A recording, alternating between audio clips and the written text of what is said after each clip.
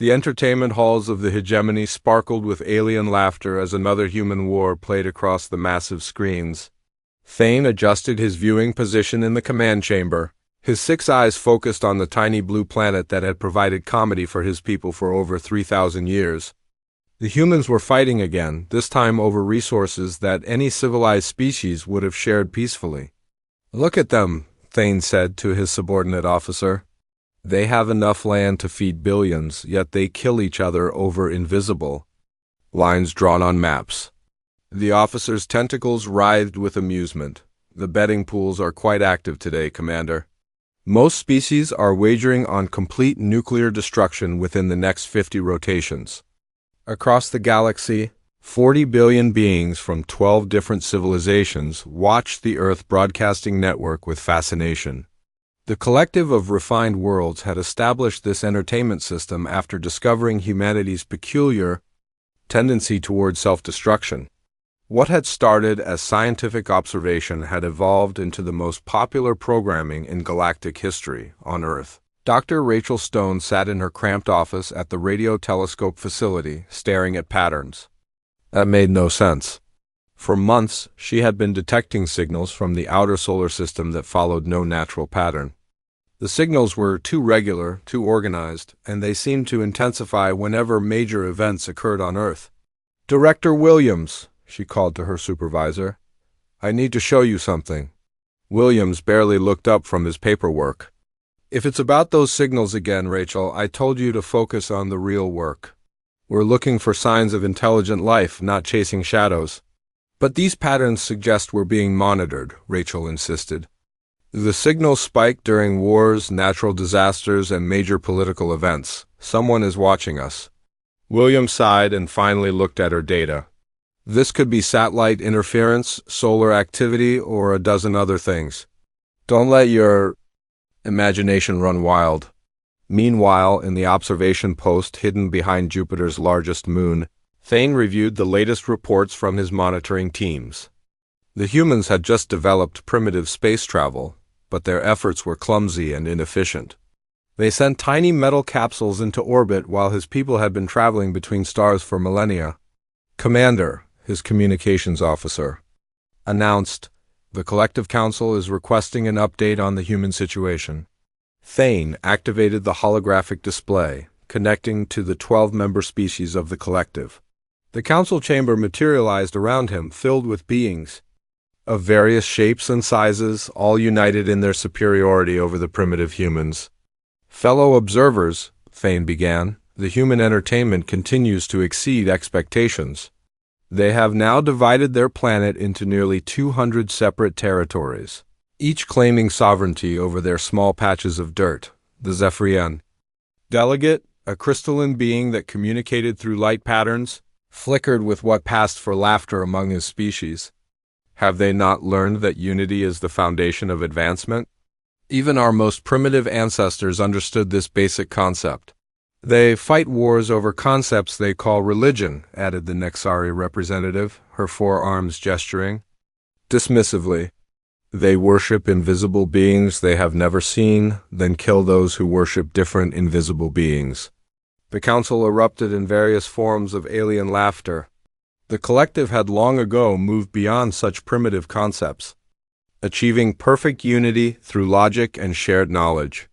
They had solved hunger, disease, and conflict thousands of years before humans had even discovered fire. Back on Earth, Rachel refused to abandon her investigation. She had convinced a small team of graduate students to help her analyze the mysterious signals. Working late into the night, they discovered something that made her blood run cold. "The signals aren't random," she told her team. "They're focused on population centers, military installations, and government buildings. Someone is conducting systematic surveillance of our entire planet." Tom, her most dedicated student, looked up from his computer screen. "Dr. Stone, if this is true, why haven't the governments detected it?" "Surely they have better equipment than we do." Rachel considered this. Maybe they have detected it. Maybe they're just not telling us. She decided to reach out to colleagues at other institutions around the world. Slowly a pattern emerged. Radio astronomers in Russia, China, Australia, and Europe had all detected similar anomalies. The signals were global, constant, and clearly artificial. In the collective's entertainment distribution center, technicians worked to broadcast the latest human conflicts to eager audiences across the galaxy. The network had grown so popular that entire industries had developed around human watching. Betting pools, analysis shows, and even comedy programs that mocked human behavior. "The humans are approaching another population milestone," reported the chief broadcaster. 8 billion individuals, all competing for the same resources on a planet that could easily support twice that number if they simply cooperated. The viewing audience found particular humor in humanity's inability to work together. The collective's own species had learned to share resources and knowledge freely, leading to unprecedented prosperity. They watched humans hoard wealth while others starved, pollute their environment while knowing it would harm their descendants, and fight wars over territory while their planet faced extinction-level threats. Thane received daily reports about human progress or lack thereof. Their technology advanced slowly, their societies remained divided, and their leaders seemed incapable of thinking beyond their own short lifespans. The collective had classified humans as a Category 5 civilization, barely above primitive hunter-gatherers. "Commander," his science officer announced, "the humans have detected another asteroid that might threaten their planet. Betting pools are already forming on how they will handle this situation." Thane smiled, an expression that would have terrified humans with its rows of sharp teeth. "Excellent. Their last asteroid scare produced exceptional entertainment. They spent more resources on military preparations than asteroid defense." The collective scientists had calculated that humans faced a genuine extinction threat within the next century. Climate change, nuclear weapons, resource depletion, and social collapse all pointed toward inevitable doom. The entertainment value would peak during their final years. Then the show would end. What the collective didn't realize was that humans had been watching them back. Rachel's team had not only detected the surveillance signals but had begun to decode them.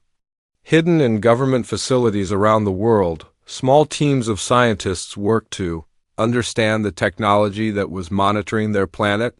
The stars looked down on Earth with amusement, broadcasting humanity's struggles for galactic entertainment.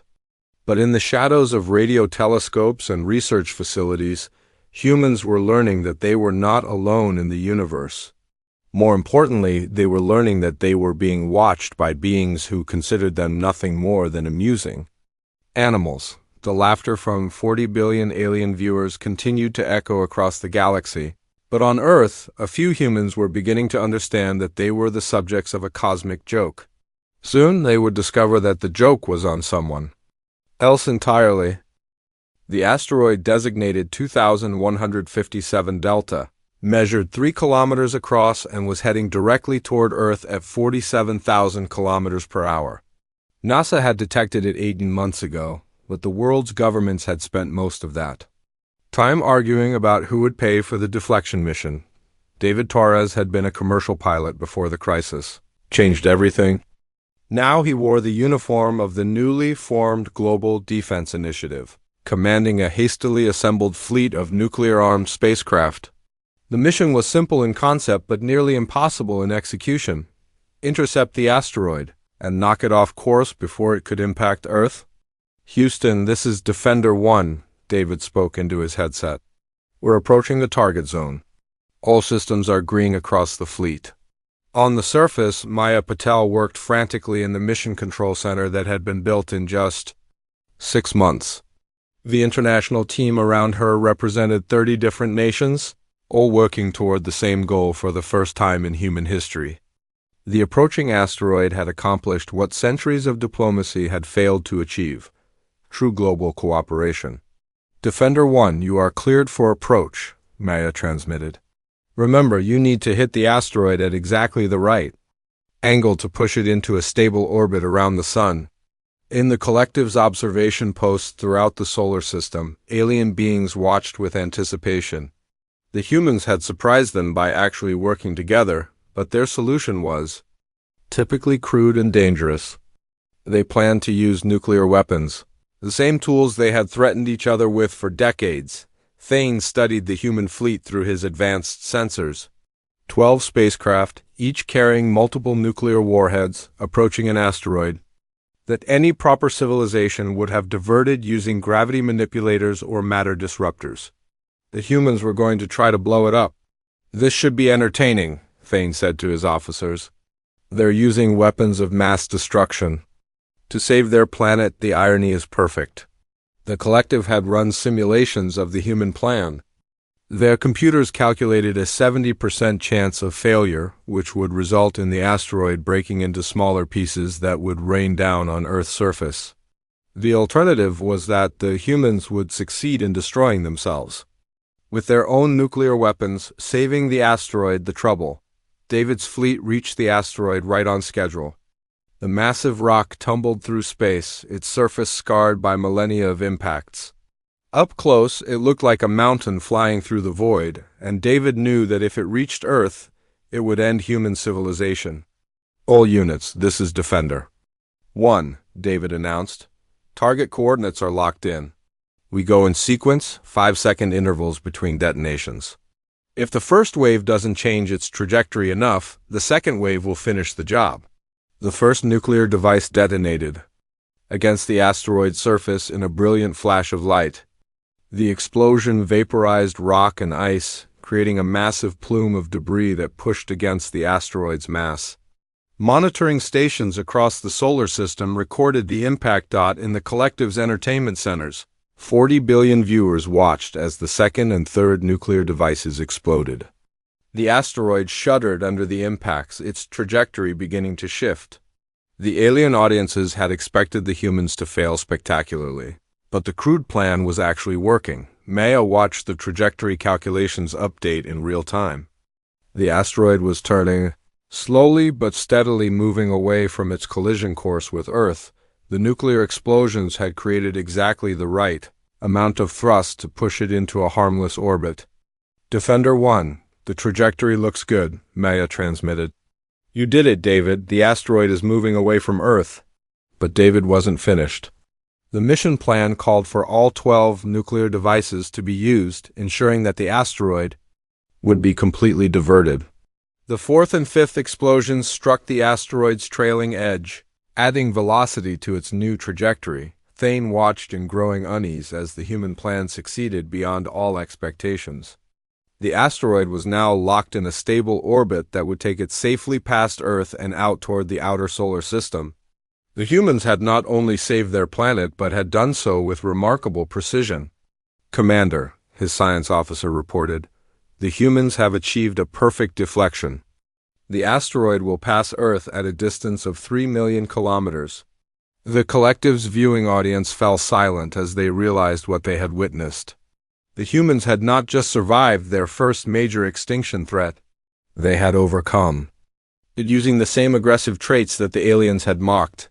Their willingness to use nuclear weapons, their ability to work under extreme pressure, and their stubborn refusal to accept defeat had turned potential disaster into triumph. Maya's team erupted in celebration as the final nuclear device detonated. The asteroid was now completely safe, its new orbit calculated to keep it away from Earth for at least 10,000 years. The mission had succeeded, but more importantly, it had proved that humans could unite when faced with extinction. "Houston, this is Defender 1, David's voice crackled over the radio. "Mission accomplished. The asteroid is safely diverted. We're coming home." But the success of the asteroid mission was only the beginning.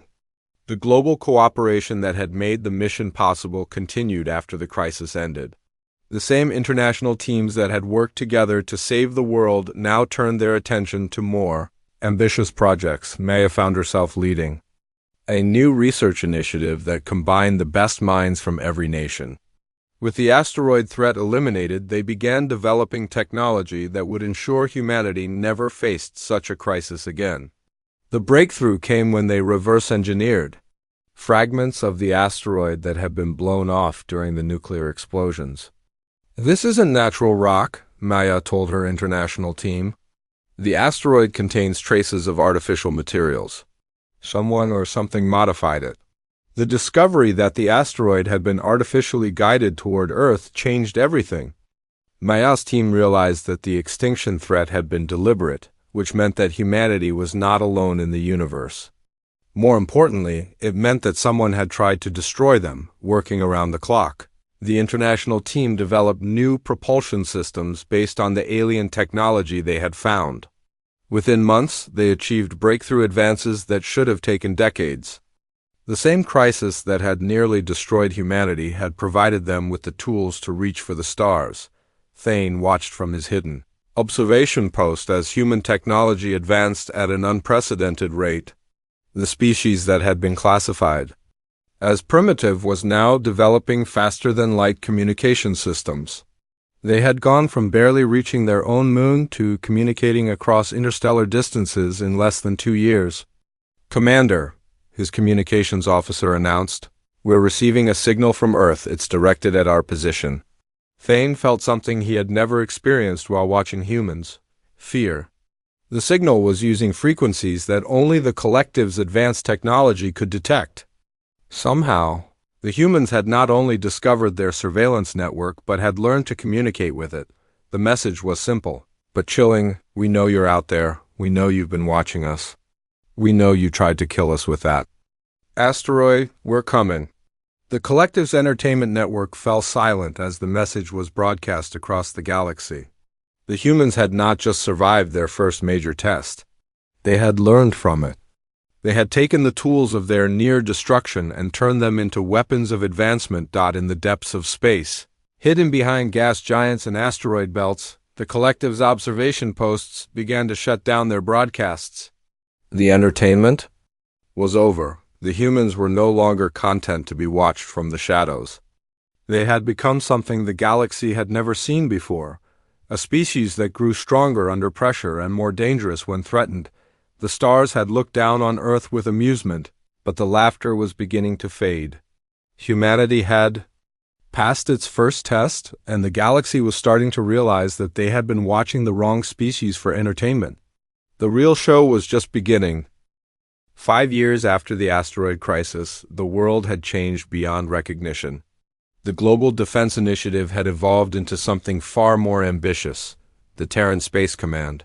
President William Harper stood in the Situation Room beneath the White House, watching live feeds from humanity's first interstellar monitoring station. "Admiral Quinn," Harper addressed the woman who had become humanity's first space fleet commander, "what's the status of our detection grid?" Lavra Quinn had been a submarine commander before the crisis forced humanity to think beyond their planet. Now she oversaw a network of sensors that stretched throughout the solar system, designed to detect exactly the kind of surveillance that had been conducted on Earth for millennia. "We've identified 47 observation posts," Quinn reported. "They're using stealth technology, but our new detection methods can track their energy signatures. They've been watching us for thousands of years." The breakthrough had come from Dr. Thomas Wells, a computer scientist who had been working on artificial intelligence before the asteroid crisis redirected his career. His team had been analyzing the alien technology fragments. When they discovered something extraordinary, the fragments contained data, storage systems that held vast amounts of information about human civilization. "Mr. President," Wells said, joining the briefing via secure connection from his laboratory in Geneva, "we've cracked their encryption. The data we've recovered is extensive. They have detailed records of human history going back to ancient Egypt." Harper felt his jaw tighten. "Are you telling me they've been studying us like laboratory animals?" "Worse than that, sir," Wells replied. "They've been broadcasting our wars, disasters, and struggles as entertainment. We found transmission logs showing that our suffering has been viewed by over 40 billion beings across the galaxy." The revelation had sparked a transformation in human society. The knowledge that they had been watched, mocked, and used for entertainment had united the species in a way that no crisis had ever achieved. Every nation, every culture, every human being shared the same burning desire to confront those who had treated them as cosmic entertainment. Admiral Quinn's fleet had grown from the 12 spacecraft that had saved Earth to over 300 vessels. The new ships were built using hybrid technology that combined human engineering with alien systems reverse engineered from the surveillance equipment they had captured. Admiral, President Harper continued, how long until we can reach their nearest base? The propulsion systems are ready, Quinn replied. We can reach the observation post behind Europa within 6 hours. The question is whether we're ready for what we might find there. The answer came from an unexpected source. Rachel Stone, the radio astronomer who had first detected the alien signals, had been working with an international team to monitor communications between the observation posts. What they discovered changed everything. They're afraid, Rachel reported during the daily intelligence briefing. The communications we've intercepted show growing panic among their forces. They're calling us the awakened predators and requesting reinforcements. The alien transmissions painted a picture of a galaxy that had grown soft and complacent.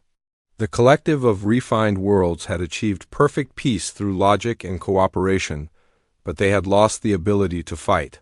They had watched humanity for entertainment precisely because humans possessed the aggressive traits that the aliens had bred out of themselves. Thane paced nervously in his command center, reading reports from observation posts throughout the solar system. The humans had not only detected his forces but had begun systematically dismantling their surveillance equipment. More disturbing, they had learned to decode collective communications and were intercepting military transmissions. Commander, his intelligence officer reported, the humans have reversed engineered our quantum encryption. They're reading our messages faster than we can send them?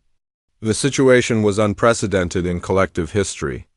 No species had ever developed from primitive to spacefaring in less than a century, and certainly no species had ever threatened the collective's technological supremacy. The humans had achieved in 5 years what should have taken 500. What are our options? Thane asked his senior staff. We could withdraw from the solar system, suggested his tactical officer. Leave the humans alone and hope they remain confined to their local space. Or we could eliminate them, added the science officer. A targeted strike could destroy their industrial capacity before they become a real threat. Thane considered both options, but he knew that neither would work. The humans had already proven that they could survive extinction-level threats, and their technology was advancing too rapidly for containment to be effective. The collective faced a choice they had never confronted before: negotiate with a species they had considered inferior, or risk a war with beings who seemed to thrive on conflict. The decision was made for them when Admiral Quinn's fleet emerged from faster-than-light travel near the Europa observation post. The human ships were crewed by collective standards, but they carried nuclear weapons and were piloted by beings who had no concept of surrender. Collective forces, Quinn broadcast on all frequencies. This is Admiral Lavra Quinn of the Terran. Space Command. You have exactly 1 hour to surrender your observation post and provide us with a complete list of your surveillance activities. If you refuse, we will take the station by force. Thane watched the human fleet through his sensors, counting their ships and analyzing their weapons. The humans were outnumbered and outgunned, but they had positioned themselves in a way that would allow them to destroy the observation post even if they were defeated. Commander, his tactical officer reported, the humans are using suicide tactics. They're willing to die to achieve their objectives. This was the crucial difference between humans and the collective. The aliens had achieved immortality through advanced medical technology, making death a theoretical concept rather than an immediate reality. Humans faced death every day and had learned to use it as a weapon. Open communications, Thane ordered. I want to speak with their leader. Admiral Quinn's face appeared on Thane's main screen, and for the first time in his long life, the alien commander felt genuine fear. The human's eyes showed no mercy, no hesitation, and no doubt about what she was prepared to do. I am Commander Thane of the Hegemony Fleet, he began. Perhaps we can reach some form of agreement. You watched us suffer, Quinn replied coldly. You broadcast our wars and disasters for entertainment. You tried to kill us with that asteroid. There will be no agreement. There will be surrender, or there will be war. The ultimatum represented everything the collective had lost during their evolution toward perfect civilization. The humans possessed the raw, aggressive drive that had once built empires and conquered worlds. They had retained the warrior instincts that the aliens had discarded as primitive. "What do you want?" Thane asked. "Complete information about your surveillance network," Quinn replied. "Details about every species in your collective, access to your communication systems, and most importantly, an end to the entertainment broadcasts." Thane realized that compliance would mean the end of the collective's most popular form of entertainment and the exposure of their military positions to a potentially hostile species. But refusal would mean immediate war with beings who had already proven they could adapt alien technology and use it more effectively than its creators. "I need time to consult with my superiors," Thane said. "You have 30 minutes, Quinn replied. Cutting the transmission dot in the depths of space? The collective's leadership faced a decision that would reshape the galaxy.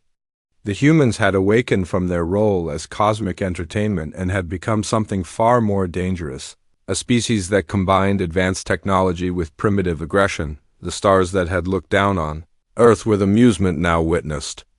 A transformation that would echo throughout the galaxy. Humanity had learned they were not alone, and they had decided that they would no longer be victims. The laughter of 40 billion alien viewers had been replaced by the silence of fear. The entertainment was over. The real show was about to begin. The battle for Europa Station lasted exactly 17 minutes. Admiral Quinn's fleet had used the time during negotiations to position themselves for maximum damage. And when Commander Thane's response came back negative, the humans struck with devastating precision. General Patricia Moore watched the assault from the command center on Luna Base, coordinating simultaneous attacks on 12 different collective observation posts throughout the solar system. The humans had learned that their enemies were accustomed to civilized warfare conducted at long range with minimal casualties. They were about to discover what total war meant to a species that had practiced it for millennia. Strike Team Alpha has breached the Ganymede Station, reported Colonel Frank Martinez, leading the first human ground forces ever deployed in space combat. The aliens are retreating to their inner defensive positions. Martinez had been a Marine before the crisis, trained in close-quarters combat that the collective species found horrifying. Their advanced civilizations had evolved beyond physical violence, conducting their rare conflicts through automated systems and negotiated settlements. They had never faced an enemy that preferred to fight face-to-face. "Colonel, what's your assessment of their defensive capabilities?" Moore asked. "They're using energy shields and automated weapons," Martinez replied, ducking as an alien plasma bolt scorched the bulkhead beside him. "But they don't know how to fight when someone gets close. Their shields are useless against hand-to-hand combat." The revelation transformed human military strategy. While the collective had superior technology they had forgotten how to use it effectively against an opponent who refused to follow the rules of civilized warfare. The humans used suicide tactics, ambush strategies, and psychological warfare that left the alien forces demoralized and confused. Admiral Victor Kane commanded the main assault fleet, leading humanity's first interstellar military operation. His target was the collective's primary communication hub. Located in a star system 27 light-years from Earth, the mission was simple: destroy the network that had broadcast human suffering for entertainment. "All ships, this is Admiral Kane," he announced to his fleet of 50 vessels. "Remember, we're not just fighting for Earth, we're fighting for every human who died while these creatures watched and laughed." The fleet emerged from hyperspace, in perfect formation, catching the collective forces completely off guard. The aliens had expected negotiations, diplomatic protests, or at worst a limited skirmish. They had not prepared for an invasion force that intended to destroy their entire surveillance network. Thane found himself commanding a defensive action for the first time in his career. The collective had not fought a real war in over 1,000 years, and their military forces were designed for policing actions and ceremonial displays. The humans brought weapons designed to kill and the willingness to use them without hesitation. "Commander," his tactical officer reported. The human fleet has divided into 3 groups. They're targeting our communication arrays, our defensive platforms, and our command center simultaneously. The human strategy was brutally effective. Instead of engaging in honorable single combat, they attacked everything at once, forcing the collective forces to divide their attention and resources. The alien superior technology meant nothing when they were fighting on 12 different fronts simultaneously. Request immediate reinforcements from the homeworld, Thane ordered. Tell them we're facing a Class 1 military threat? But the collective's reinforcements were scattered across the galaxy, and their response time was measured in weeks rather than hours. The humans had studied their enemies' communication patterns and had timed their attacks to maximize the delay before help could arrive. Colonel Martinez led his assault teams through the corridors of the Ganymede station, using tactics that would have been considered war crimes by collective standards. The humans moved through the station like predators, using grenades, flame weapons, and close combat techniques that the aliens had never encountered. They're not wearing protective armor, Martinez reported. These creatures have never been shot at before. They don't know how to take cover or fight back effectively. The psychological impact was devastating. The collective forces had grown up in a civilization where violence was theoretical, where conflicts were resolved through discussion and compromise. They faced humans who had been raised on stories of war, who had trained for combat their entire lives, and who viewed violence as a tool to be used without moral hesitation. Admiral Kane's fleet reached the communication hub and began their systematic destruction of the entertainment network.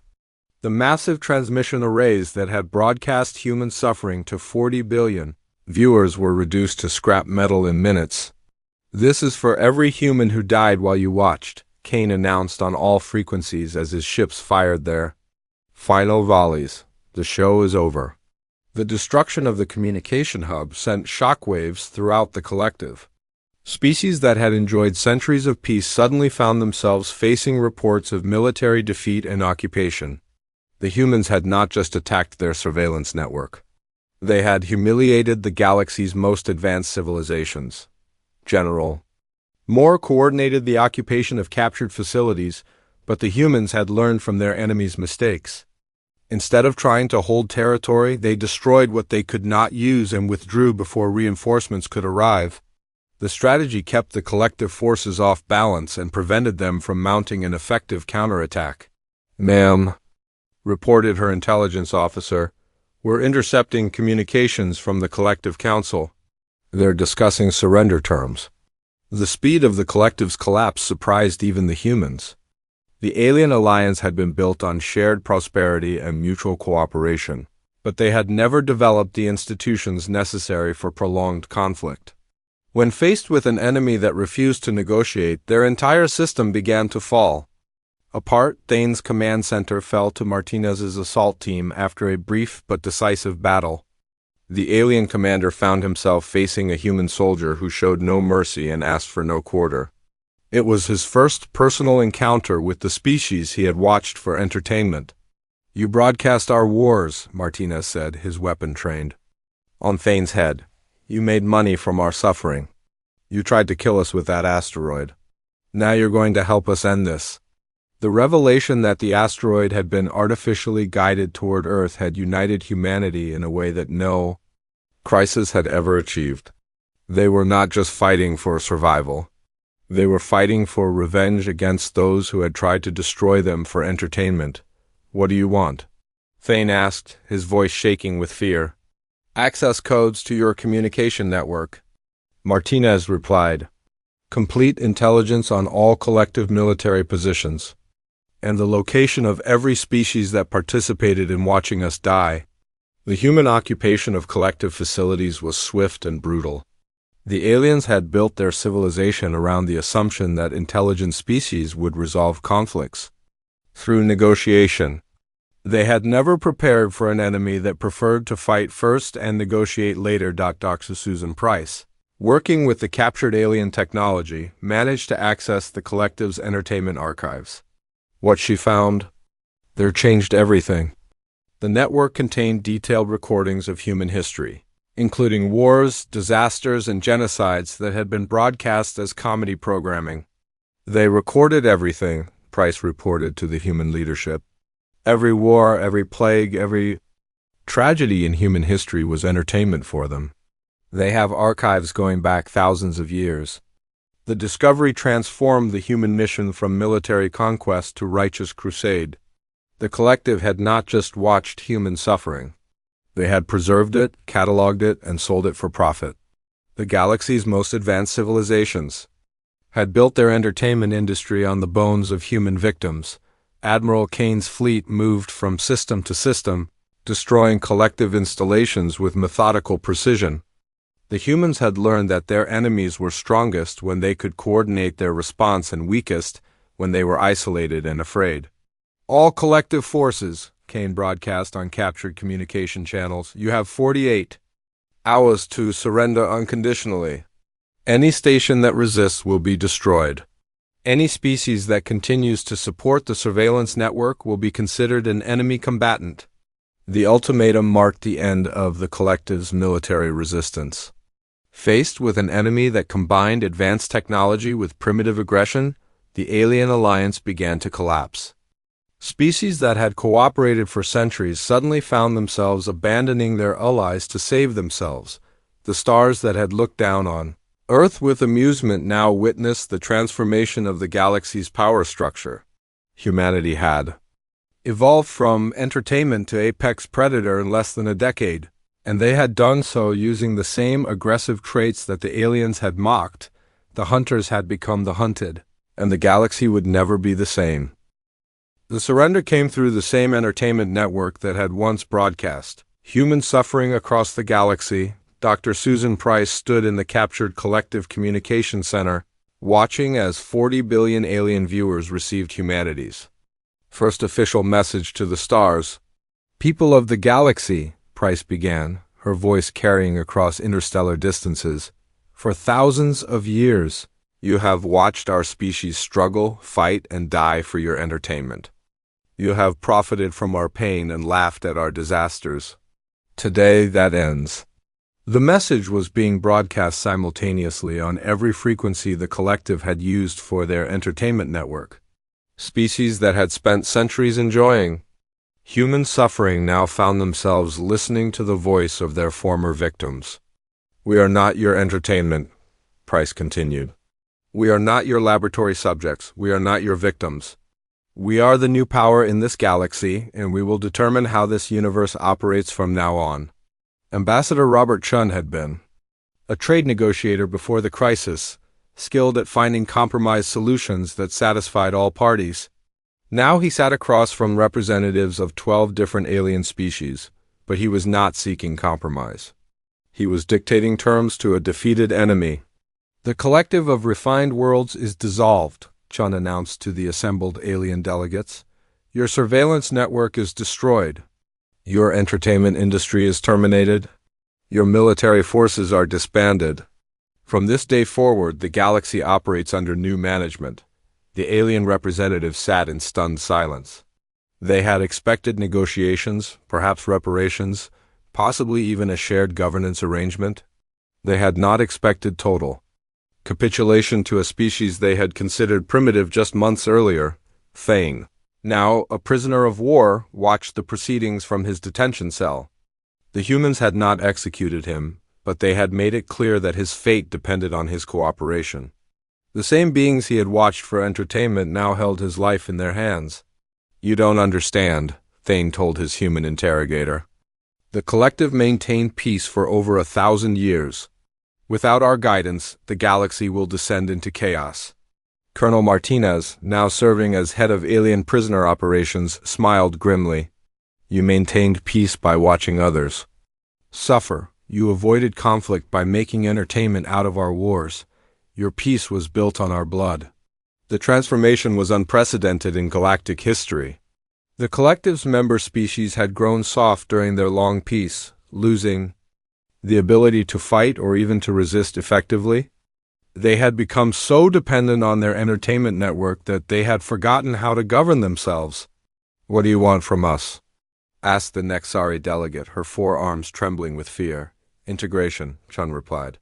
Your species will become part of the new galactic order. You will contribute your technology and knowledge to human civilization. In return, you will receive protection and guidance from a species that understands both war and peace. The offer was not as generous as it sounded. The humans had studied the collective's history and had learned that their peaceful civilization was built on stagnation and complacency. The alien species had achieved immortality, but had lost the drive for growth and improvement. Admiral Kane's fleet had established human bases throughout the former collective territory, but they were not occupying forces. They were the foundation of a new galactic civilization that would combine human aggression with alien technology. The entertainment network will be converted to an educational system, Kane announced to the assembled alien leaders. Instead of broadcasting suffering, we will broadcast knowledge.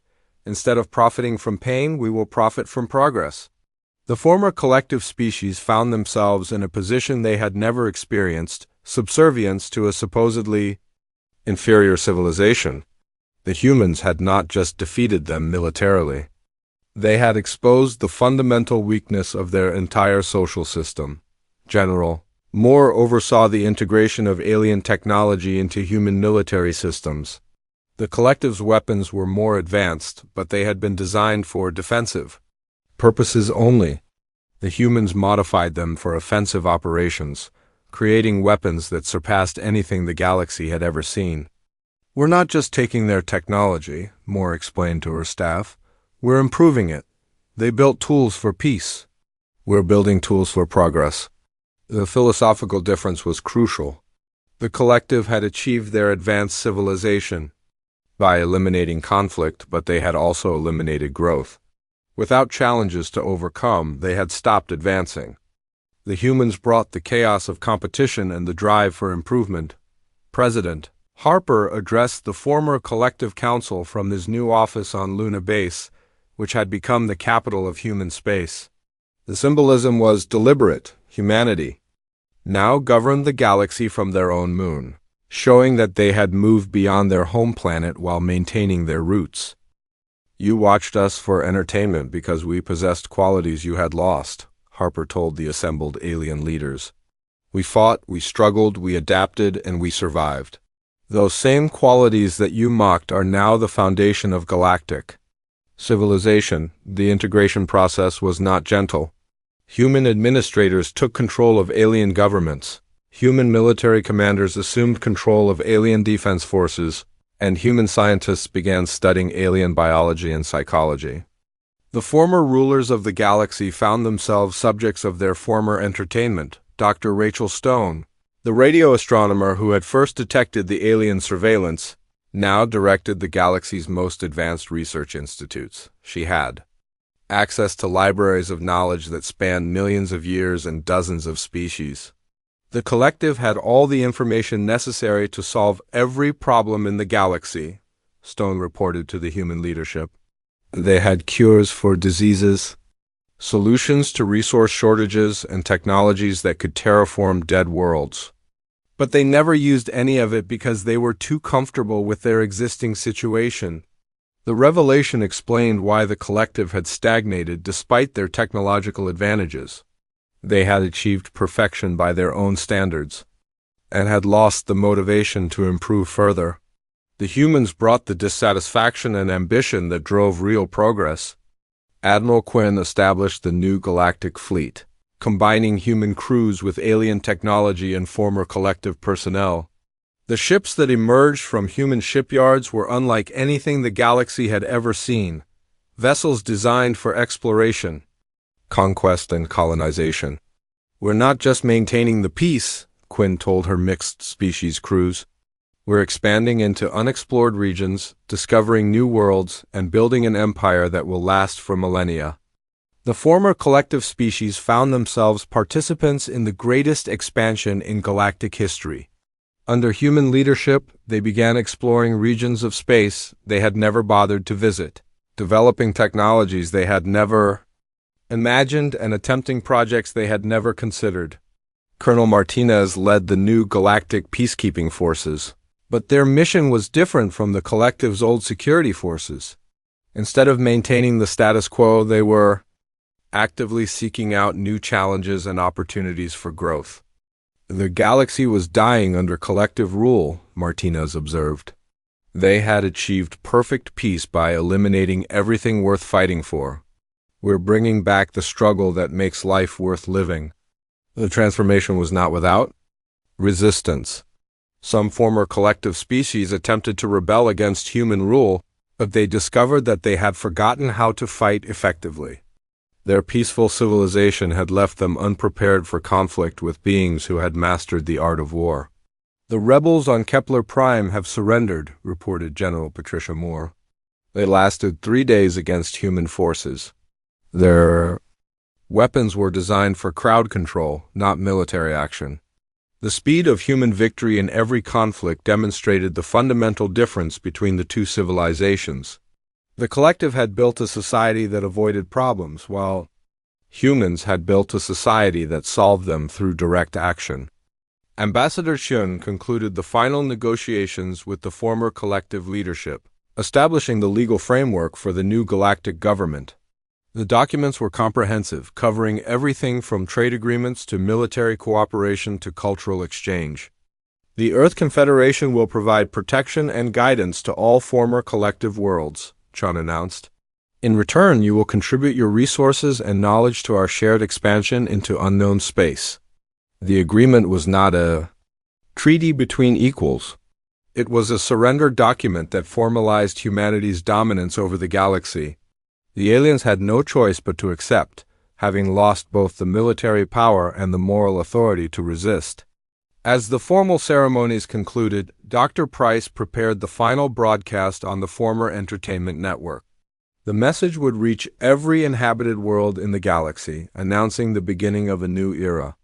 The show that you watch for thousands of years is over, Price announced. Humanity is no longer your entertainment. We are your future. The stars that looked down on Earth and laughed will now witness the birth of an empire that spans the galaxy.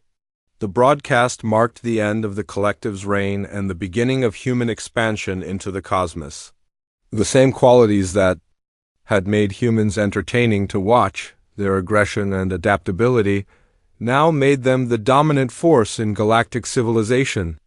In the depths of space, automated monitoring stations detected new signals from unexplored regions.